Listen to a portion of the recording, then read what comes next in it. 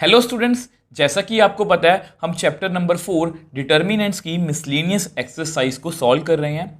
और आज हम बेसिकली क्वेश्चन नंबर 9 से स्टार्ट करेंगे। अब इसके जो पहले 8 क्वेश्चंस हैं उसको मैं लास्ट वीडियोस में आपको करवा चुका हूं। अब आपको याद भी होगा कि लास्ट वीडियो में मैंने आपको सिर्फ क्वेश्चन नंबर 8 ही सॉल्व करवाया था। अब आप में से कुछ बच्चे सोच सकते हैं सर एक वीडियो में सिर्फ एक ही क्वेश्चन। अब पहली बात तो उस क्वेश्चन के 2 पार्ट्स हैं, दूसरी बात कि वो क्वेश्चन कुछ ऐसा था कि मुझे उसको सेपरेटली ही सॉल्व करवाना पड़ा। और अगर आप उस क्वेश्चन को सर्च भी करोगे तो ये आपको कहीं पर नहीं मिलेगा इतना डिटेल में। सभी टीचर्स ने इसको मोस्टली मतलब हिंट से ही करवाया कि इसका हिंट, इसको ऐसे कैलकुलेट कर लो, इसको ऐसे कैलकुलेट कर लो। बट जैसा कि मैंने आपको बताया कि मेरा मोटिव हमेशा यही रहता है कि मैं क्वेश्चन को इस तरह से करवाऊं कि मैं हर एक बच्चे तक पहुंच पाऊं। तो एक अच्छे मन से, एक पॉजिटिव मन से आज की वीडियो को शुरू करते हैं। अब देखो स्टूडेंट्स, क्वेश्चन नंबर 9 में हमें क्या पूछा गया है? Evaluate x y x plus y x plus y x plus y x y. इसको हमें इवेल्युएट करना है, मतलब हमें इसका डिटर्मिनेंट फाइंड करना है। अब जिन बच्चों ने डिटर्मिनेंट को स्टार्टिंग से मेरे से पढ़ा है ना, तो उन बच्चों को इसका आंसर पहले से ही पता है। हमें सभी कॉलम्स में हमने कॉलम 1 में सभी कॉलम्स को ऐड करना है, कॉमन बाहर निकालना है, रो 2 माइनस रो 1, रो 3 माइनस रो 1। अब ये मैंने क्रैमिंग नहीं की है, आपको पता है ये हमारी मैपिंग है। क्योंकि मुझे पता लग गया, देखो मैं आपको समझाने की कोशिश करता हूं, जिन बच्चों ने मेरे से डिटर्मिनेंट किया उनको पता है कि मैं क्या बात कर रहा हूं। तो सबसे पहले अपने डिटर्मिनेंट को लिखते हैं। तो देख लो ये क्वेश्चन जिसको मैंने बस देखते ही पहचान लिया और मुझे उसके स्टेप सभी पहले से ही पता है। अभी मैंने कोई कैलकुलेशन नहीं की है, बट मुझे उसके सारे स्टेप्स पहले से पता है। अब ये सिर्फ तभी पॉसिबल है अगर मैंने मैपिंग को अच्छे से किया है। तो देखो मैपिंग के पास जाते हैं। मैपिंग में सबसे पहले हम ये देखते हैं, one with all elements are same in all rows और columns but in alternate positions. तो देखते हैं, यहाँ पर x है, यहाँ पर है, यहाँ पर है y x plus y x plus y x plus y. तो ये क्लियरली फर्स्ट कैटेगरी में है। और फर्स्ट कैटेगरी में हमारा फर्स्ट स्टेप पहले से लिखा हुआ है कि या तो आप कॉलम 1 में सभी कॉलम्स ऐड करो या रो 1 में। तो मैं कॉलम्स में सभी ऐड करने वाला हूँ, तो यहाँ पर मैं लिख देता हूँ। क्या करेंगे? Column 1 plus column 2 plus column 3। तो ठीक है, तो ऐड करते हैं। तो which implies is equal to, तो करते हैं। अब देखो आपको पता है column 1 plus column 2 plus column 3, ठीक है। यहाँ पर x है, यहाँ पर y है, यहाँ पर x प्लस वाई है। तो कितना आएगा? 2x प्लस 2y, ठीक है। तो कॉलम 1 में पहला एलिमेंट आया 2x प्लस 2y, सेकेंड वैसे वही आने वाला है। यहाँ y है, फिर x प्लस वाई है, फिर x है। तो कितना आएगा? Again 2x plus 2y। ये भी लिख लेते हैं, यहाँ पर x प्लस वाई है, यहाँ पर x है, यहाँ पर y है। तो 2x प्लस 2y, ठीक है। तो मतलब सभी जगह पर हमें 2x plus 2y 2x plus 2y ही लिखना है। कॉलम 2 में हमें कोई चेंज नहीं किया तो उसको वैसे ही लिख लो। कॉलम 3 में हमें कोई चेंज नहीं किया तो उसको वैसे ही लिख लो, ठीक है। अब क्लियरली आपको बताया। इसके बाद वैसे तो आपको सब कुछ आता ही है, बट जस्ट मैं आपको अपनी नॉलेज के लिए बता देता हूँ। Then take out common factor from row और कॉलम, तो पहले से लिखा हुआ है तो मैं यहाँ पर लिख देता हूँ टेकिंग आउट कॉमन फैक्टर। अब कॉमन फैक्टर कौन है? 2x plus 2y from column 1। तो इसमें कौन सी बड़ी बात है? आपको पता है हम किसी भी रो या किसी भी कॉलम में से कुछ कॉमन फैक्टर बाहर निकाल सकते हैं। तो विच एम्प्लाइज, देखो कितना आएगा? 2x प्लस 2y को मैंने बाहर निकाल लिया, तो अंदर आएगा 1y x plus y, 1x plus y x, 1xy, ठीक है। अब इसके बाद भी हमारे स्टेप्स पहले लिखे हुए हैं, आपको पता है कॉलम में सभी एलिमेंट सेम है तो हम ये वाला ऑपरेशन लगाएंगे, रो 2 माइनस रो 1, रो 3 माइनस रो 1। तो लगाते हैं, मुझे कुछ सोचना ही नहीं है यहाँ पर। Row 2 minus row 1 and row 3 minus row 1। मैं दोनों रोज में से सेम रो को ही माइनस करूँगा। तो करते हैं, तो 2x प्लस 2y अब देखो रो 1 में मुझे कुछ चेंज नहीं करना, तो उसको तो आप वैसे ही लिख लो, ठीक है। अब रो 2 में मुझे चेंज करना है, तो रो 2 माइनस रो 1, रो 2 में कौन है 1, रो 1 में 1 है, तो कितना आया 0। यहाँ पर x प्लस वाई है, यहाँ पर y है, तो कितना आया x, यहाँ पर x है, वहाँ पर x प्लस वाई है, तो कितना आया x माइनस वाई, तो मतलब x माइनस वाई, तो कितना आया माइनस वाई। ज़ीरो से मुझे बहुत खुशी मिलती है, क्योंकि डिटर्मिनेंट में अगर ज़ीरो बनता है तो हमारी कैलकुलेशन जो है वो इजी हो जाती है। तो रो 3 में 1 है, रो 1 में 1 है, तो यहाँ पर 0। अब उसके बाद रो 3 में x है, रो 1 में y है, तो x माइनस वाई। अब यहाँ पर y है, वहाँ पर x प्लस वाई है, तो y माइनस वाई मतलब माइनस x, ठीक है। वैसे तो यहाँ पर लिखा गया कि रो 2 माइनस रो 1 मैपिंग में एंड एक्सपैंड, मतलब ये वाला स्टेप लगा के एक्सपैंड कर दो। अगर आपको लगता है कि कहीं पर आप और ज़ीरो भी बना सकते हो तो आप बना सकते हो, बट मुझे लग नहीं रहा कि यहाँ पर और क्यों ज़ीरो बन रही है। अगर आपको लगता है तो आप और ज़ीरो भी बना सकते हो, जैसा कि मैंने आपको पहले भी बहुत बार बताया है कि इसमें कोई हार्ड एंड फास्ट रूल नहीं होता, हमारे सभी के स्टेप्स जो हैं एक दूसरे से डिफरेंट हो सकते हैं, बट आंसर जो है वो हमारा सेम ही आएगा, ठीक है। अब मुझे लगता है कि 2 ज़ीरो बन गए हैं, तो मैं इसको एक्सपैंड करने वाला हूँ, तो यहाँ पर मैं लिख देता हूँ एक्सपैंडिंग थ्रू रो 1, ठीक है। तो ऐसा करते हैं, इसको नेक्स्ट पेज पे हम एक्सपैंड कर लेते हैं।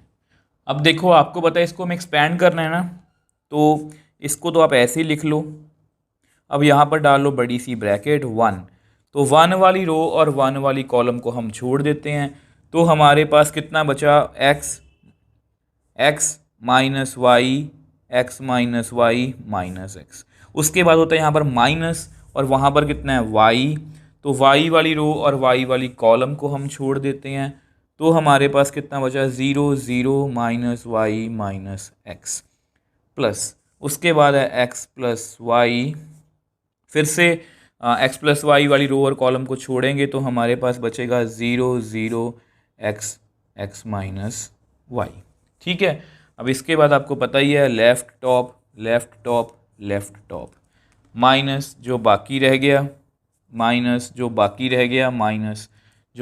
गया, तो करते हैं इसको भी कैलकुलेट, तो देखते हैं कितना आंसर आता है हमारे पास। 2 into x plus y bracket 1, x को माइनस एक्स से किया माइनस एक्स स्क्वायर माइनस, अब बेसिकली यहाँ पर माइनस वाई है, ठीक है। चलो मैं यहाँ पर लिख देता हूँ minus y into x minus y, ये जस्ट आपके लिए लिखा है मैंने, माइनस वाई। यहाँ पर क्या आएगा 0 into something 0 into something 0 plus x plus y. अब यहाँ पर भी same 0 into something 0 minus 0 into something 0, तो ये तो हमारी 0 ही बनेगी।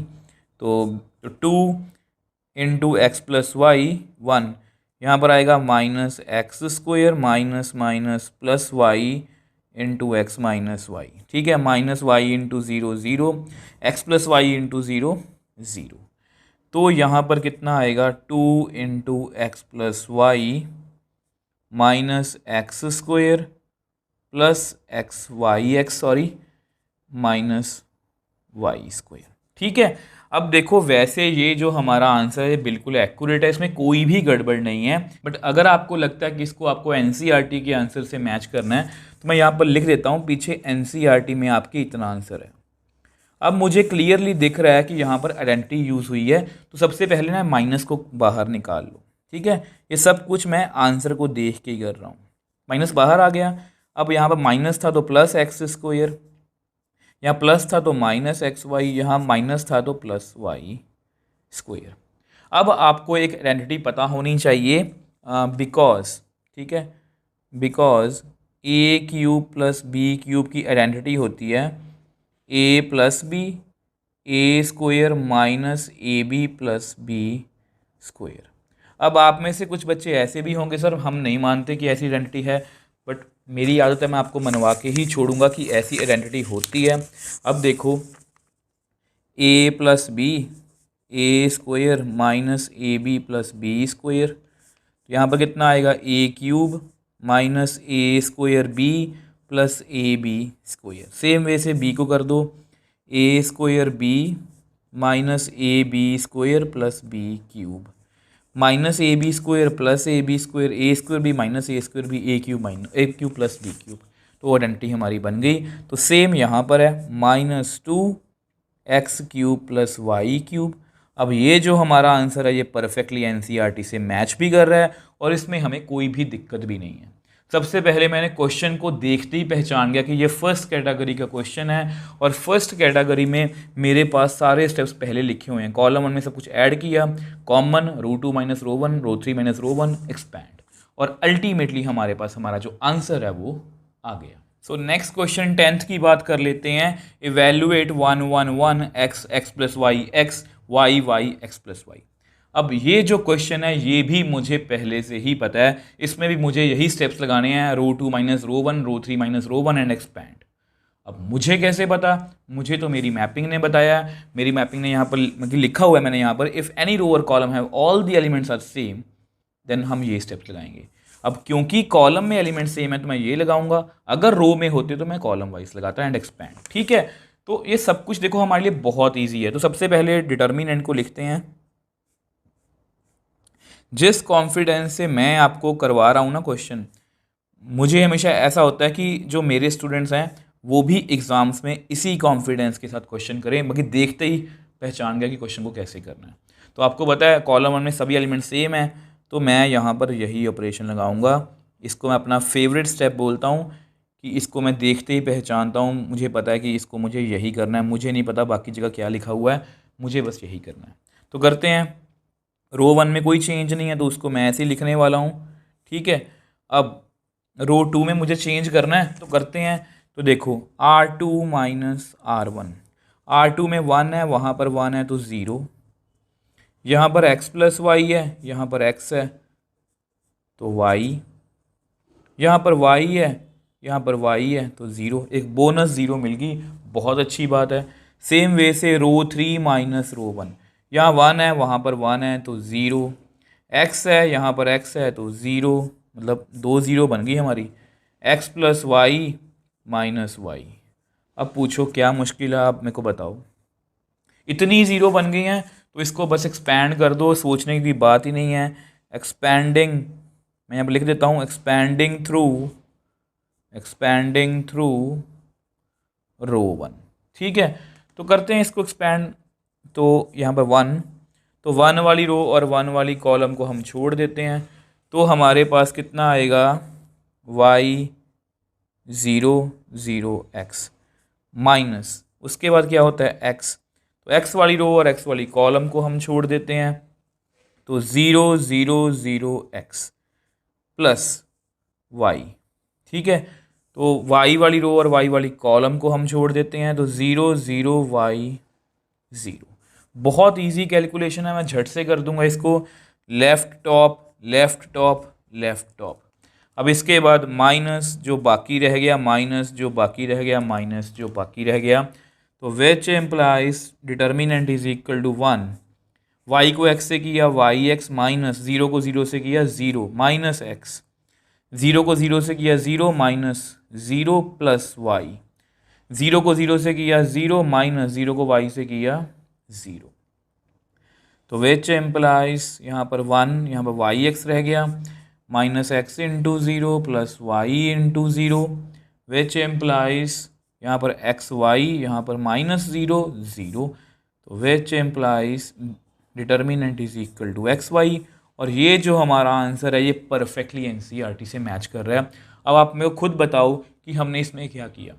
मिसलेनियस का क्वेश्चन था ना, और इतना इजी क्वेश्चन शायद 4.2 में भी नहीं होगा, तो इसलिए इसका जो मन में जो वहम बैठा है आपके कि मिसलेनियस एक्सरसाइज मुश्किल होती है, तो प्लीज़ उसको साइड पे रखो, बेसिक्स क्लियर करो, उसके बाद एक्सरसाइजेस को प्रैक्टिस करो अच्छे से, और फिर मिसलेनियस करके देखो खुद से। आप खुद देखोगे अपने आप में चेंज कि आप में कितना बड़ा चेंज आ गया है। जस्ट थोड़ा सा हमें अपने अंदर कॉन्फिडेंस लाना है, वो कॉन्फिडेंस तभी आएगा जब आप बेसिक्स क्लियर रखोगे और क्वेश्चंस को अच्छे से प्रैक्टिस करोगे। मुझे इसको देखते ही पता लग गया कि मैपिंग ने बताया कि ये स्टेप्स करने हैं और 0 एक्स्ट्रा ही बन गए, तो मैंने इसको एक्सपैंड कर दिया और हमारे पास हमारा जो आंसर है वो आ गया। सो नेक्स्ट क्वेश्चंस की बात करते हैं। Using properties of determinant in exercises 11 to 15 prove that. मतलब यहाँ पर 11 से लेके 15 तक जितने भी क्वेश्चंस हैं हमें प्रॉपर्टीज़ का यूज़ करके डिटर्मिनेंट को प्रूव करना है।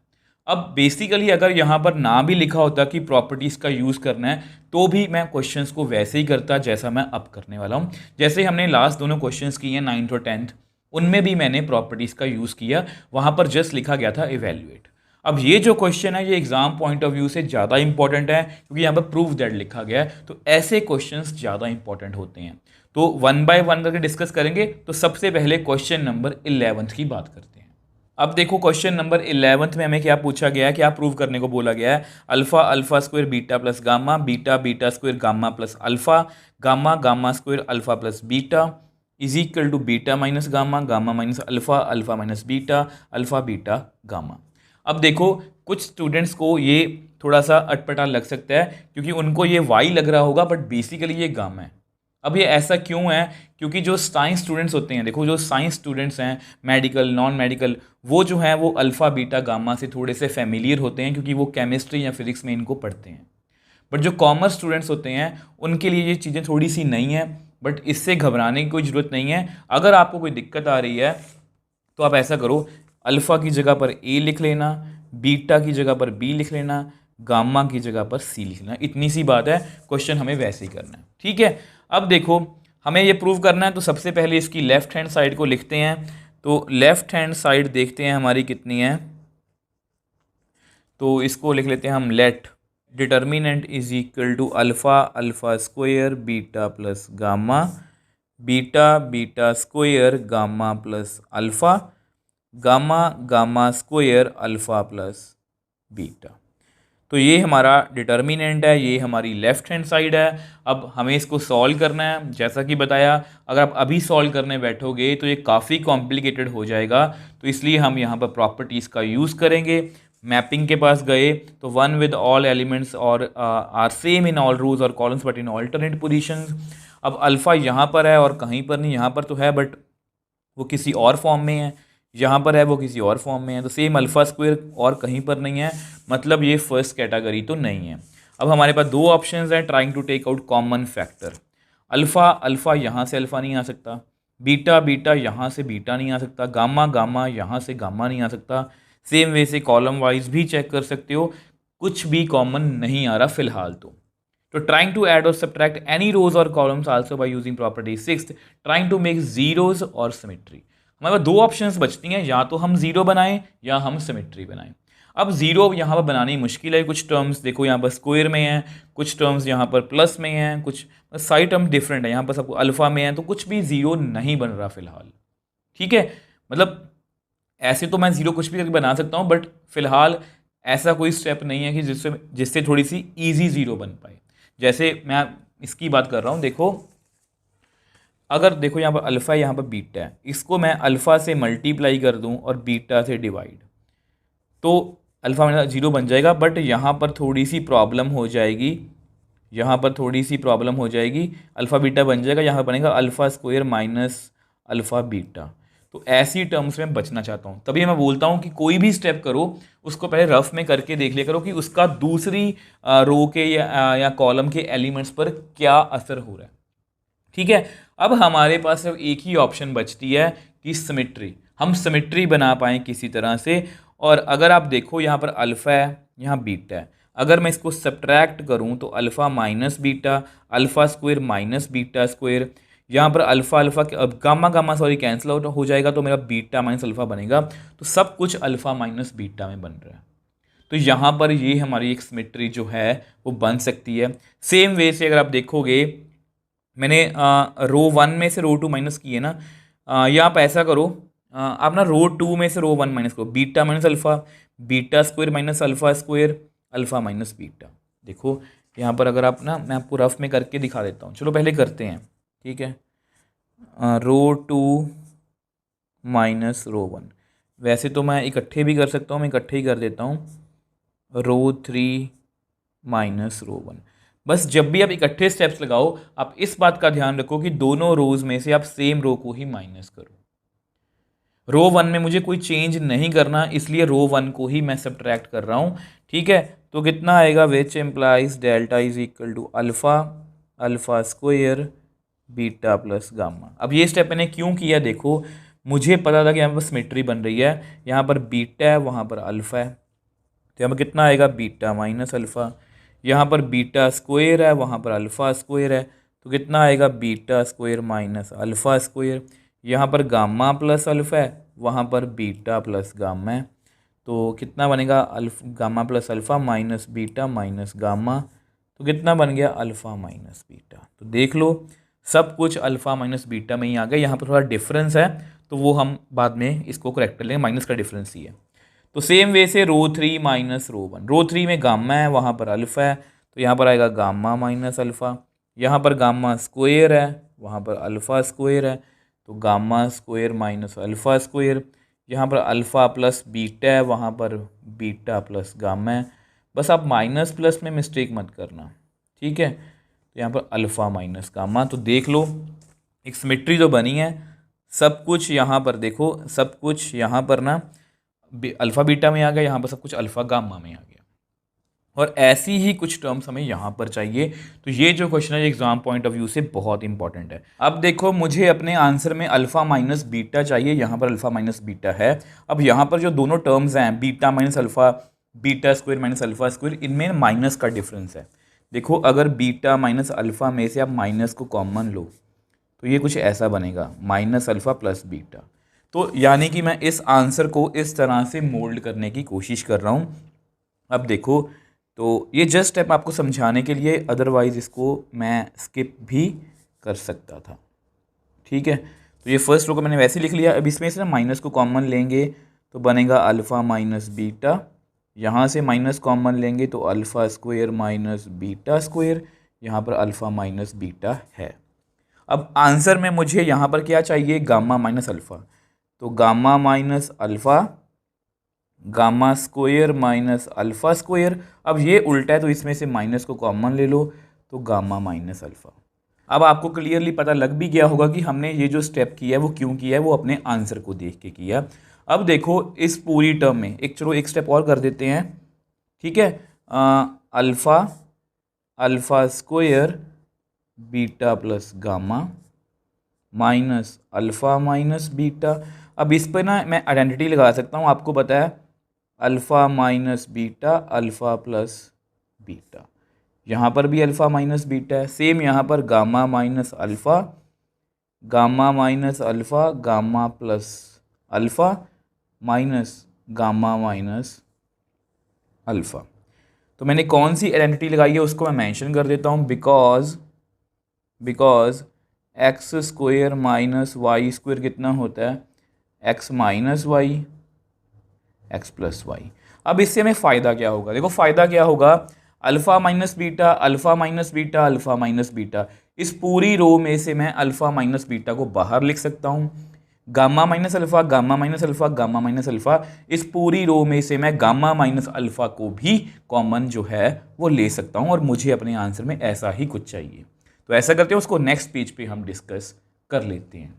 अब देखो जैसा कि मैंने आपको बताया था कि मैं यहाँ से अल्फ़ा माइनस बीटा को कॉमन ले सकता हूँ, मैंने लिख लिया, taking out common factor alpha minus beta from row 2 and gamma minus alpha from row 3, ठीक है। आपको पता है हम किसी भी रो में से या किसी भी कॉलम में से कुछ भी कॉमन जो है वो निकाल सकते हैं, तो करते हैं।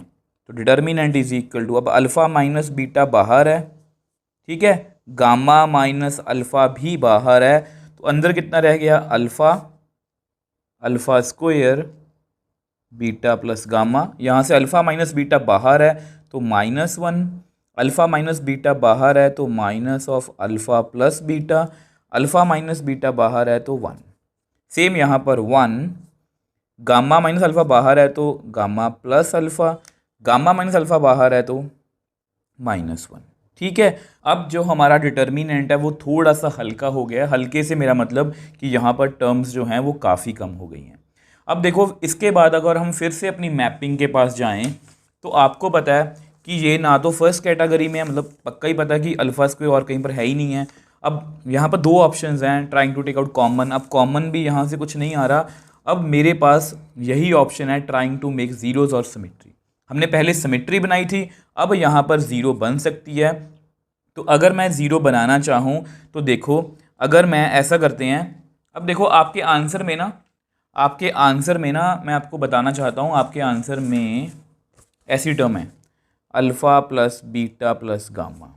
ठीक है, मैं आपको ऐसा क्यों बता रहा हूँ, देखो आपको ना हमेशा मैंने आपको बोला कि मैं आपको हमेशा एक थॉट प्रोसेस देना चाहता हूँ।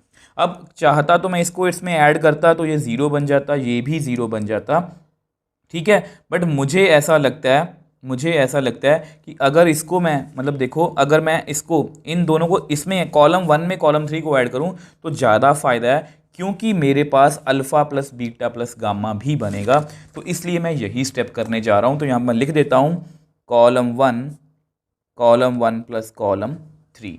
क्यों किया, ताकि मेरे पास ज़ीरो बने। अब ज़ीरो दो तरह से बन सकती थी, इसको इसमें ऐड करके, इसको मतलब रो में रो ऐड करके, या कॉलम में कॉलम ऐड करके। तो मैंने कॉलम को चूज़ किया क्योंकि मैंने आपको बताया कि यहाँ पर टर्म बन रही है alpha plus beta plus gamma.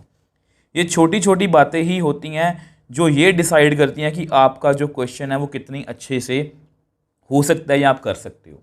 ठीक है, अब आपको पता है कॉलम 1 में हमें कॉलम 3 को ऐड करना है, कॉलम 1 प्लस कॉलम 3। यहाँ पर अल्फ़ा है, वहाँ पर बीटा प्लस गामा, जैसा कि मैंने आपको बताया था alpha plus beta plus gamma. यहाँ -1 है, वहाँ पर 1 है तो 0, 1 है वहाँ पर -1 है तो 0, तो 2 0 बन गए हैं। तो बाकी सभी कॉलम्स को तो मुझे वैसे ही लिखना है, तो लिख लेते हैं gamma plus alpha, beta plus gamma, 1 -1।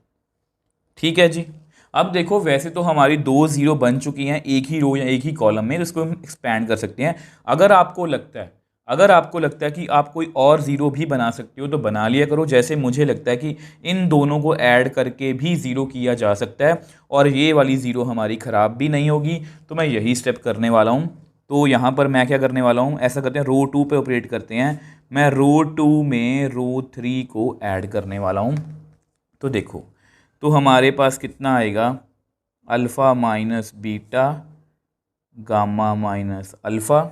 ठीक है, तो यहाँ पर है हमारे पास alpha plus beta plus gamma. मैं रो 1 को ना वैसे ही लिख रहा हूँ क्योंकि इसमें तो हमें कोई चेंज करना नहीं है।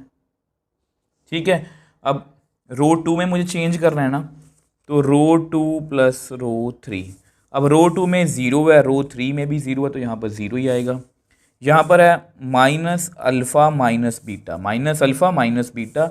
यहाँ पर है प्लस गामा प्लस अल्फ़ा, तो कितना आ गया, गामा माइनस बीटा। यहाँ पर 1 है, इसी के लिए मैंने किया है -1, तो कितना आया, 0। तो ये 0 बन गया। अब रो 3 को भी वैसे ही लिख लो, -1। अब जो हमारी मतलब नंबर ऑफ मतलब कि ज़ीरोज़ हैं वो काफ़ी बन चुकी हैं। अब मुझे लगता है कि इसको मुझे एक्सपैंड कर देना चाहिए। तो यहाँ पर मैं लिख देता हूँ एक्सपैंडिंग थ्रू रो 1। ठीक है, आप किसी भी रो या किसी भी कॉलम से इसको एक्सपैंड कर सकते हो। तो हम मोस्टली रो 1 से ही कंफर्टेबल हैं, तो मैं इसमें ज़्यादा चेंजेस नहीं करता। अगर आपको लगता है कि आप इसको कॉलम 1 से करना चाहते हो तो कॉलम 1 से भी कर सकते हो। ठीक है, अब यहाँ पर डालेंगे हम बड़ी सी bracket, alpha plus beta plus gamma. ठीक है, तो alpha plus beta plus gamma वाली रो और कॉलम को हम छोड़ेंगे, तो हमारे पास बचेगा gamma minus beta gamma plus alpha 0 -1। ठीक है, ये हो गया। अब उसके बाद होता है यहाँ फॉर्मूले में माइनस अल्फ़ा स्क्वायर। अब फिर से अल्फ़ा स्क्वायर वाली रो और कॉलम को छोड़ेंगे, वैसे ये फॉर्मेलिटी है क्योंकि यहाँ पर ज़ीरो ही बनने वाले हैं, 0 0 0 -1। उसके बाद प्लस बीटा प्लस गामा, तो बीटा प्लस गामा वाली रो को छोड़ देते हैं, कॉलम और रो को। तो 0 0 गामा माइनस बीटा और कितना रह गया, गामा प्लस अल्फ़ा। ठीक है, तो बड़ी ब्रैकेट क्लोज्ड। तो हमारे पास ये डिटर्मिनेंट आ गया। अब इसको हमें एक्सपैंड करना है। अब यहाँ पर जगह थोड़ी सी कम है, इसको हम नेक्स्ट पेज पे सॉल्व कर लेते हैं। अब देखो हम यहाँ पर थे, अब ये मत सोचना कि काफ़ी बड़ी टर्म मतलब कि काफ़ी ज़्यादा कैलकुलेशन है, ये ज़ीरो ही बन जाएगा। ठीक है, देखो alpha minus beta gamma minus alpha, alpha plus beta plus gamma. तो आपको पता है लेफ़्ट टॉप इसको मल्टीप्लाई करना है मुझे माइनस से, minus y gamma plus alpha into zero zero minus alpha square zero into something zero minus zero into something zero plus beta plus gamma zero into something zero minus zero into something zero. तो जैसा कि मैंने आपको बताया था कि ये zero ही बनेगा, ज़्यादा कुछ क्वेश्चन में रह नहीं गया। तो यहाँ पर है alpha plus beta plus gamma, ठीक है। अब इस माइनस को ना आप अंदर ले जाओ क्योंकि हमारे क्वेश्चन में बीटा माइनस गामा है, तो ये बनेगा beta minus gamma minus alpha square into zero zero beta plus gamma into zero zero. अगर हम इस आंसर को ढंग से लिखें तो हमारे पास आया अल्फ़ा माइनस बीटा, बीटा या गामा माइनस अल्फ़ा। चलो एक बार मैं ये ऐसे लिख देता हूँ, फिर अगले स्टेप में कर देता हूँ बीटा माइनस गामा। और अगर आप इसको बिल्कुल एक्यूरेटली मैच करना चाहते हो तो वहाँ पर लिखा गया है बीटा माइनस गामा को पहले लिख लिया, उसके बाद लिखा है गामा माइनस अल्फ़ा, फिर अल्फ़ा माइनस बीटा और लास्ट में alpha plus beta plus gamma. अब ये आपकी क्या है, ये आपकी क्या है, राइट हैंड साइड। तो यही तो हमें प्रूव करना था, यही तो हमें प्रूव करना था। हमने लेफ्ट हैंड साइड से स्टार्ट किया। देखो सबसे पहले हमने क्या किया, हमने उसको मैपिंग से जोड़ा। तो मैपिंग में मुझे पता लगा कि ना ज़ीरो बन रहा है ना कुछ कॉमन बाहर आ रहा है, तो मैंने वहाँ पर सिमेट्री बनाने की कोशिश की, तो सिमेट्री वहाँ पर बन गई।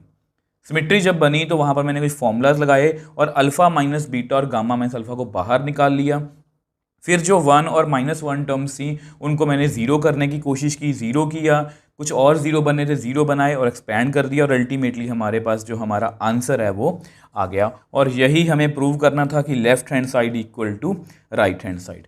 अगर आप इस तरह से क्वेश्चंस को करोगे ना तो आपको किसी भी क्वेश्चन में कोई भी दिक्कत नहीं आएगी। सो नेक्स्ट क्वेश्चन 12th की बात करते हैं। अब इसमें लिखा गया है prove that x x square one plus p x cube y y square one plus p y cube z z square one plus p z cube is equal to one plus p x y z x minus y y minus z z minus x where p is any scalar. अब देखो students, ये जो question है ये exam point of view से बहुत important question है। इस क्वेश्चन को आपने बहुत ध्यान से करना है। तो सबसे पहले ऐसा करते हैं, हम हमेशा ऐसे ही करते हैं, इसकी लेफ्ट हैंड साइड को लिख लेते हैं। तो देखो जो हमारी लेफ्ट हैंड साइड क्या है, अब उसके बाद लेफ्ट हैंड साइड लिखते ही हम अपनी मैपिंग के पास जाएंगे और देखेंगे कि हमें मैपिंग जो है वो क्या गाइड करती है कि हमें इसको कैसे करना है। ठीक है, तो स्टेटमेंट को लिखते हैं Z z square one plus p z cube. तो अब देखो मैंने लेफ्ट हैंड साइड लिख लिया। अब मैं अपनी मैपिंग के पास गया तो मैपिंग ने कहा सबसे पहले हम यही चेक करेंगे, one with all elements are same in all rows और columns but in alternate positions. X यहाँ पर है और कहीं पर नहीं है, एक्स स्क्वायर यहाँ पर है और कहीं पर भी नहीं है, तो यानी कि ये फर्स्ट कैटेगरी नहीं है। अब उसके बाद trying to take out common factor from any row और कॉलम। अब यहाँ से मैं एक्स निकाल सकता हूँ, यहाँ से भी निकाल सकता हूँ, यहाँ से थोड़ा सा मुश्किल है। देखो अगर मैं यहाँ से x निकालने की कोशिश करूँगा तो यहाँ पर आएगा one by x plus p x square. ठीक है, तो ऐसी कुछ टर्म्स आएंगी। अब कर निकाल तो सकता हूँ कॉमन, बट मैं स्टार्टिंग में ऐसे स्टेप्स जो है वो हमेशा अवॉइड करता हूँ कि स्टार्टिंग में हमें ऐसे स्टेप्स जो हैं वो नहीं करने चाहिए। अगर कोई ऑप्शन नहीं होगी तो फिर तो हम करना ही पड़ेगा हमें, बट अगर आपको लगता है कि अभी हमें और कुछ चेक कर सकते तो वो चेक कर लिया करो पहले। Trying to add or subtract any row or column also by using property sixth, trying to make zeros or symmetry। मतलब यहाँ पर हमारे पास दो ऑप्शंस हैं, या तो हम जीरो बनाएंगे या सिमेट्री। अब देखो जीरो की बात अगर करें तो लास्ट क्वेश्चन के जैसे ही यहाँ पर जीरो बनानी थोड़ी सी मुश्किल है, क्योंकि ये एक्स ये वाई ये डबल मतलब स्क्वायर में है, तो यहाँ पर जीरो बनाना मेरे लिए थोड़ा सा मुश्किल है, तो जीरो तो नहीं बनेगी। अब सिमेट्री की बात करते हैं। अब सिमेट्री हमारे पास सिर्फ एक ही ऑप्शन रहती है। अब अगर आप सिमेट्री को देखोगे तो यहाँ पर ना एक खास बात है, और आपको छोटी सी प्रॉपर्टी भी पता होगी कि अगर डिटर्मिनेंट में कुछ ऐसी टर्म्स हों, जैसे इस रो में डबल डबल एलिमेंट्स हैं, तो उसको मैं देखो फर्स्ट ए सी ई को अलग से लिख लिया, बी डी एफ को अलग से लिख लिया, बाकी सारे डिटर्मिनेंट सेम है, तो इसको मैं दो पार्ट्स में डिवाइड करके लिख सकता हूँ। ठीक है, तो यानी कि इसको मैं कॉलम वाइज ब्रेक कर सकता हूँ। अब आपके मन में एक डाउट आ सकता है कि सर जो पिछला क्वेश्चन था, देखो मैं आपको हमेशा एक वे देना चाहता हूँ। मैं चाहता तो सीधा स्टेप करवा देता, बट हमेशा मेरा मोटिव ये होता है कि आपको मैं वे दे पाऊँ। अब पिछले क्वेश्चन में ये था, आप बोलोगे सर आपने पिछले क्वेश्चन में तो ये प्रॉपर्टी नहीं लगाई, क्यों नहीं लगाई? देखो कोई भी प्रॉपर्टी लगाओ, क्वेश्चन तो आपका हो ही जाएगा। मुझे सिर्फ या आपको हमेशा ये देखना होता है कि क्या वो प्रॉपर्टी लगा के मुझे कोई फ़ायदा हो रहा है या उल्टा नुकसान हो रहा है।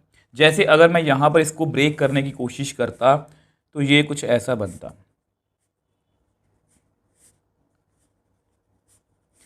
सेम वे से एक डिटरमिनेंट में और लिखता, ठीक है। मतलब कि ऐसा कुछ नहीं है कि हमें कुछ फ़ायदा हो रहा है, तो इसलिए मैंने यहाँ पर मतलब कि यहाँ पर जब सिमेट्री बनाने की कोशिश की तो वो सिमेट्री बहुत ज़्यादा अच्छी बनी। जो सिमेट्री है वो बहुत ज़्यादा अच्छी बन गई, तो इसलिए मैंने सिमेट्री के पास चला गया। अब यहाँ पर मैं ऐसे क्यों प्रॉपर्टी लगा रहा हूँ? क्योंकि यहाँ पर 1 1 1 है, और सेम एलिमेंट जब भी होता है तो हमारी मैपिंग में पहले से लिखा हुआ है कि रो 2 माइनस रो 1, रो 3 माइनस रो 1, डिपेंडिंग अपॉन की कॉलम में एलिमेंट सेम है कि रो में। तो इसलिए मैं यहाँ पर ये वाली प्रॉपर्टी यूज़ कर रहा हूँ।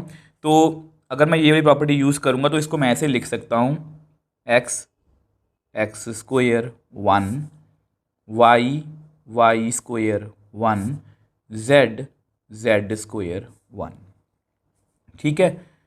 प्लस अब कॉलम 1 तो वैसे ही लिखनी है, कॉलम 2 को भी हमें वैसे ही लिखना है, ठीक है। सारा चेंज कॉलम 3 में हुआ, यहाँ पर 1 1 1 और यहाँ पर p x cube, p y cube, p z cube, ठीक है। तो मैंने इस डिटर्मिनेंट को, एक सिंगल डिटर्मिनेंट को ब्रेक कर लिया। अब आप में से कुछ बच्चे सोच सकते हैं कि सर एक डिटर्मिनेंट सॉल्व करना मुश्किल हो रहा है और आपने 2 डिटर्मिनेंट्स में इसको ब्रेक कर दिया। अब देखो यहाँ पर हमें फ़ायदा होगा, कैसे होगा वो आपको अभी जाके पता लग जाएगा। जैसे इसको तो छोड़ दो, अभी एक्सपैंड नहीं करेंगे, मैं कोशिश करूँगा कि इसको वापस से एक ही डिटर्मिनेंट में ले आऊँ, क्योंकि 2 डिटर्मिनेंट वाकई ही सॉल्व करने थोड़े से मुश्किल हैं। तो देखो इसको मैं ऐसे लिख सकता हूँ, x x square 1, y y square 1, z z square 1। तो इसमें तो कोई चेंज नहीं करना मुझे, क्योंकि मुझे पता है इसको मैं अल्टीमेटली अगर रह भी गया तो मैं सॉल्व कर लूँगा। अब ये थोड़ा सा कॉम्प्लिकेटेड है। अब आपको पता है मैं यहाँ से P को जो है वो कॉमन बाहर ले सकता हूँ। आपकी जो प्रॉपर्टी 4th है वो यही कहती है मैं किसी भी रो या किसी भी कॉलम में से कुछ कॉमन बाहर ले सकता हूँ। तो x x square x cube, y y square y cube, z z square z cube. अब इस डिटर्मिनेंट को देख के आपके माइंड में भी कुछ आया होगा कि यस हम इसको अब सॉल्व कर सकते हैं। ध्यान से देखो, इसका तो आपको पता ही है। अगर हम इसको ध्यान से देखें तो इसमें से x जो है वो कॉमन आ रहा है, y यहाँ से, z यहाँ से। तो मैं तीनों जो रोज है हमारी उसमें से मतलब x, y और z को कॉमन ले सकता हूँ। तो मैं यहाँ पर लिख देता हूँ, taking out common factor x from row 1, y from R2 and z from R3। तो इस तरह से मैं कॉमन ले सकता हूँ, ठीक है। अब देखो कॉमन लेके हमारे पास क्या बनेगा। अगर हम देखें एक्स एक्स स्क्वायर 1, इसको तो वैसे ही लिख दो, इसमें हमें कोई चेंज ही नहीं करना, तो इसको मैं वैसे ही लिख रहा हूँ, ठीक है। तो यहाँ पर देखो P x बाहर है, y भी बाहर है, z भी बाहर है, तो अंदर कितना है, यहाँ से x बाहर है, यहाँ 1, यहाँ पर x, यहाँ पर x स्क्वायर, यहाँ 1 y y स्क्वायर, यहाँ 1 z z स्क्वायर। अब देखो इसको देख के आपको कुछ अच्छा फील हो रहा होगा। ध्यान से देखो ये और ये डिटर्मिनेंट ऑलमोस्ट सेम है, और पी एक्स वाई जेड को देख के भी आपको अच्छा लग रहा होगा, क्योंकि ये हमें अपने आंसर में चाहिए। तो यानी कि हमने जो भी स्टेप्स किए हैं, मतलब आपको लग रहा था कि हमने स्टेप्स जो हैं इंक्रीज कर लिए, अब आपको लग रहा होगा कि यस हम सही रास्ते पे हैं, ठीक है। अब इसको हम नेक्स्ट पेज पे डिस्कस कर लेते हैं। अब देखो, जैसा कि मैंने आपको बताया कि हमारे जो दोनों डिटर्मिनेंट्स हैं ये ऑलमोस्ट सेम है, जस्ट यहाँ पर कॉलम्स का डिफरेंस है। मतलब कोई कॉलम वहाँ पर, ये फर्स्ट प्लेस पे है, यहाँ पर ये सेकंड प्लेस पे है, तो शिफ्टेड है।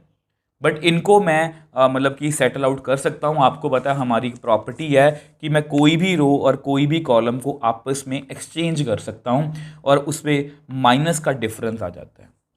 ठीक है, तो सबसे पहले ऐसा करते हैं, जो भी हमारे डिटर्मिनेंट को चेंज करना है ना वो इसमें करने की कोशिश करते हैं। अब मैंने क्यों करना है, देखो क्यों करना है मुझे, ताकि ये डिटर्मिनेंट दोनों सेम हो जाएं और मुझे एक ही डिटर्मिनेंट को सॉल्व करना पड़े। तो ऐसा करते हैं, हम कॉलम जैसे 1 1 1 आगे चाहिए ना, तो मैं यहाँ पर कॉलम 1 और कॉलम 3 को आपस में इंटरचेंज कर देता हूँ। ठीक है, तो मेरे पास कितना आएगा, देखो को कॉलम 1 की जगह पर मैं क्या लिखूँगा, कॉलम 3। कॉलम 2 में मुझे कोई चेंज नहीं करना, और यहाँ पर एक्स वाई और जेड। ठीक है, अब यहाँ पर मैंने चेंज किया है तो माइनस का sign, plus p x y z, 1 1 1 x y z, x square y square z square.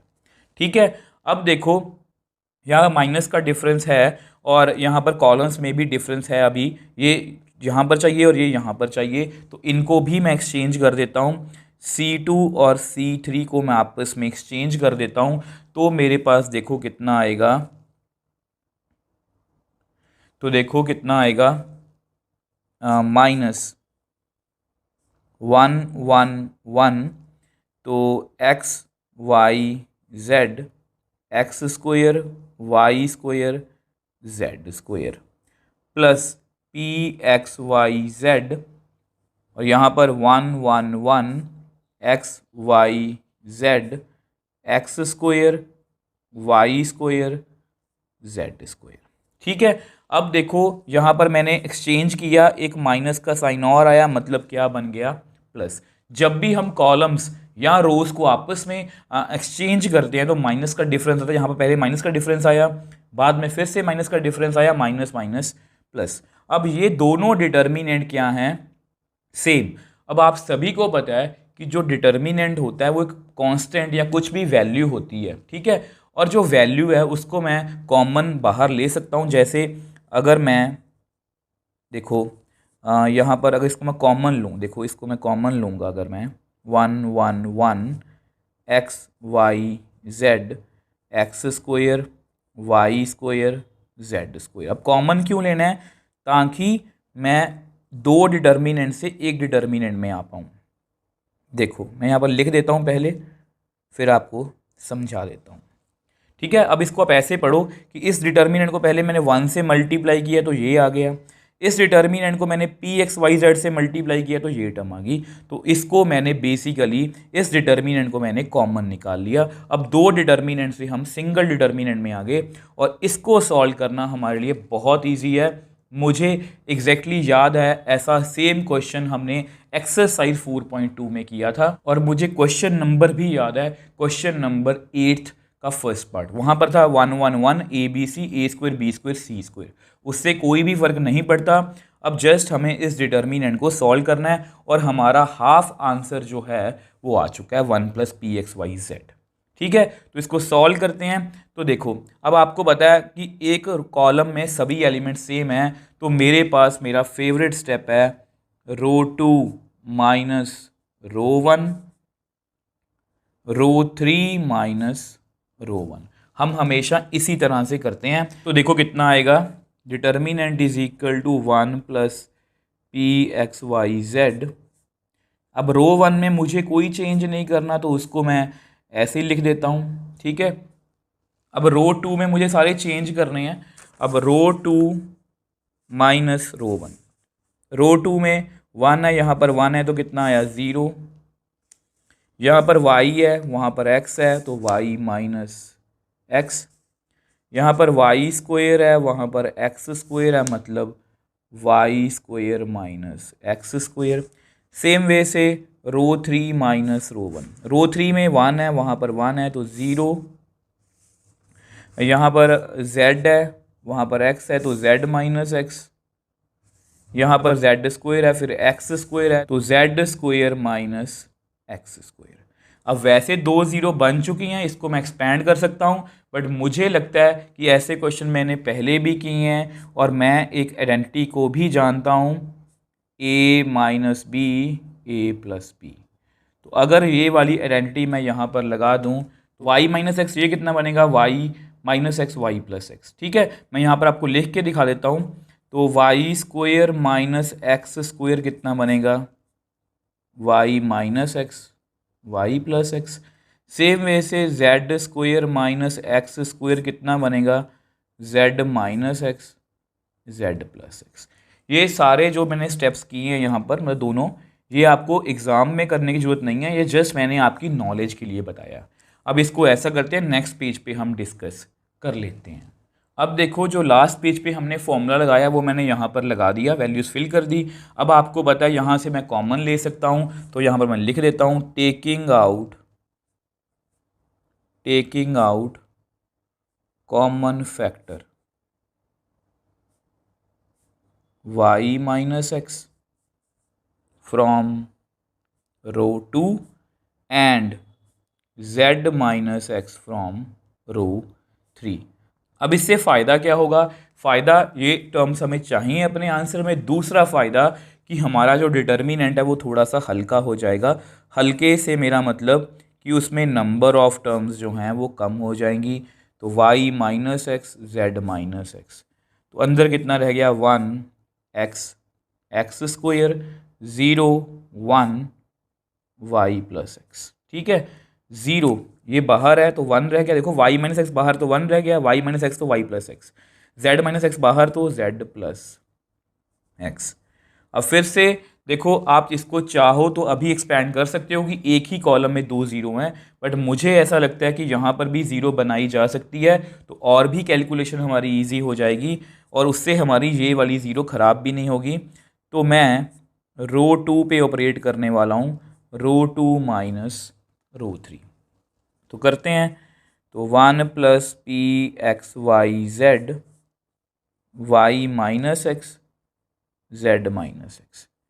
तो रो 1 को वैसे ही लिख लो, कोई चेंज नहीं मुझे करना। रो 2 में मुझे चेंज करना है तो करते हैं, तो रो 2 माइनस रो 3। रो 2 में है 0, रो 3 में 0 तो 0 ही आएगा। यहाँ पर 1 तो 1 तो कितना आएगा 0। यहाँ पर y plus x minus Z plus x, यहाँ ब्रैकेट जो डाला करो, y plus x minus z minus x, तो y माइनस जेड, यहाँ पर 0 1 जेड प्लस एक्स। ठीक है, तो अब मैं इसको एक्सपेंड कर सकता हूँ, काफ़ी 0 बन चुके हैं, तो यहाँ पर मैं लिख देता हूँ एक्सपैंडिंग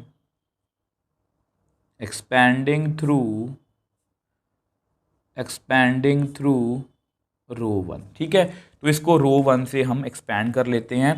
तो देखो, determinant is equal to 1 plus p x y z y minus x z minus x. अब यहाँ पर ब्रैकेट, ठीक है, 1, तो 1 वाली रो और 1 वाली कॉलम को हम छोड़ देते हैं, तो हमारे पास देखो कितना बचेगा, यहाँ पर 0 1 y minus z Z plus x. उसके बाद होता है माइनस, यहाँ पर है x, तो x वाली रो और x वाली कॉलम को हम छोड़ देते हैं, तो हमारे पास कितना बचा, 0 0 y minus z Z plus x. उसके बाद प्लस यहाँ पर है एक्स स्क्वायर। अब इन टर्म से आपने डरना नहीं होगी, 0 ही बन जाएगा, जस्ट फॉर्मेलिटी है। तो हमारे पास कितना बचा, 0 0 0 1 ब्रैकेट क्लोज। तो इसको सॉल्व कर लेते हैं, तो देखो हमारे पास कितना आएगा, देखो left top left top left top. ठीक है, माइनस जो बाकी रह गया, माइनस जो बाकी रह गया, माइनस जो बाकी रह गया। ठीक, अब ऐसा करते हैं, यहाँ पर जगह थोड़ी सी कम है, कंजस्टेड हो जाएगा, इसको हम नेक्स्ट पेज पे डिस्कस कर लेते हैं। अब देखो, हम यहाँ पर थे तो नंबर ऑफ टर्म्स देख के घबराना नहीं है, क्योंकि इसमें से काफ़ी टर्म्स जो हैं वो 0 ही हो जाएंगी। ठीक है, तो 1 0 into something 0 minus 1 into y minus z y minus z, ये ख़त्म हो गया, minus x 0 and something 0 minus 0 and something 0 plus x square 0 and something 0 minus 0 and something 0। ठीक है, तो जैसा कि मैंने आपको बताया था कि सब कुछ 0 ही बन जाएगा, तो हम अपने आंसर के बहुत पास हैं।